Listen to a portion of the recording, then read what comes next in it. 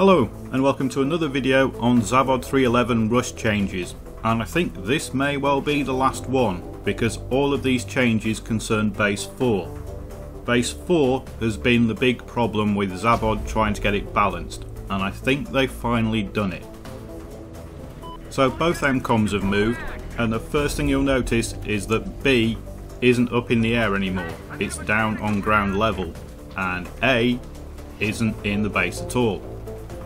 And there have also been some rather large vehicle changes. So because B isn't in the tower anymore, there's no need for the helicopter. So the transport helicopter has gone from the map entirely. It's not on base 3 or base 4 anymore. And both ATVs have been removed from base 4 as well, so the attackers can't do fast flying inserts on the ATVs either. So it's become a lot more of a ground-based infantry and vehicle battle than it was before. You can't just zoom up the edge of the map on an ATV, or you can't fly over the top in a helicopter anymore. You have to work your way to both objectives. So there are a couple of changes that don't directly affect base 4. The infantry fighting vehicle no longer spawns at base 2 for the attackers, they don't get that until base 3. And the levolution isn't automatically triggered anymore, so the tower stays up unless somebody actually tries to drop it. But all the other changes only concern base 4. They've done some work on the crater depths on the ground, and they've changed the combat areas, so it's a much wider combat area with a much more depth as well, so the attackers can get behind the defenders and the defenders can push out. So the new position for the AMCOM is here. It's stuck on the side of the hill. There's some new cover around it, so you've got these containers and trailer, and the defenders can now push out all the way across into these hills. And this means you can defend MCOM A from both sides, and you can also take out the snipers, even if it is with a very lucky magnum shot. So vehicles and infantry can't just look in one direction, they've got to cover multiple directions. And as you can see, a sniper coming over here could snipe at some of the popular gathering points for the attackers. Although unfortunately I've got an AK-5C and they've got sniper rifles. But the widening of this combat area does mean that both the defenders and the attackers can try flanking, they don't get wedged into one spot, there's multiple routes around the MCOMs. Now with B now being down on the ground, its attack and defence is much easier. It's much easier to get to the objective because it's on the ground. So previously, with it being in the tower, the attackers had to either rush the steps where they just get slaughtered, or try dropping onto the top of the tower. Now once they were in there, the defenders had an impossible task of trying to get back into the tower because their only option was going up the steps. Now that it's on ground level, the attackers can get at it from multiple sides and multiple angles, but it also means that once it's armed, the defenders have an equal ability to try and take it back and defuse it. So yes, it's easier, but it's easier for both sides.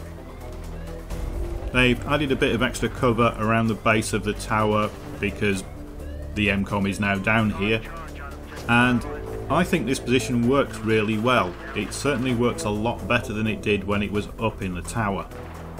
I think these changes as a whole make base 4 a lot more enjoyable for both defenders and attackers. You know you're not going to just get repeatedly slaughtered trying to get up or down that tower. And the vehicle balance is pretty good as well. At base 3, the attackers and the defenders have a tank, so those can both play a part at base 4. Base 4, the attackers get an infantry fighting vehicle and the defenders get a tank. The attackers also get an MRAP. So the balance of vehicles is good as well. The infantry fighting vehicle and the MRAP are pretty easy to take out for the defending engineers. By removing the attackers' fast options for getting to the MCOMs, so that's the ATVs and the helicopter, with those gone, it is a proper fight. the attackers have to battle their way to the MCOMs, and the defenders can drain them out of tickets in that battle. So rather than it being tickets running out by slaughtering people as they try to get up one set of steps, it's now the tickets can run out in a proper fight. But the new MCOMs are placed in positions whereby the attackers have multiple routes to get to them. So they can come up both sides of the map, they can flank around, they can come straight up the middle, they can zerg it in the vehicles if they want. It's a really good layout, and it's such a simple change. Just make the base play wider. That's really all they've done. They've extended the combat areas out, and that has worked amazingly well. You know, as you can see, for a defender, I'm able to push quite far forward. Okay, I get killed, but the defenders can push forward and to the sides a lot further than you used to be able to, and the attackers can actually move further around the back, I think. So you will get attackers almost to where I am now. So they can come up to these fences at least. So it makes it a much more open, sprawling fight. If you combine the changes they've made with Base 4 to the changes they've made as a whole over the last 3 patches, Zavod 311 is now a good rush map, and it's on a par with Rogue Transmission. So I think Rogue Transmission they got right pretty quick because of the experimentation they've done on Zavod and on Siege of Shanghai. I think Shanghai still needs some work, but Zavod 311 and Rogue Transmission are both now really good rush maps. Hainan Resort, now that's a different matter, and I'll be covering that in the next video on rush maps. So, hope you've enjoyed this. Zavod 311 is now a good rush map. Thanks for watching.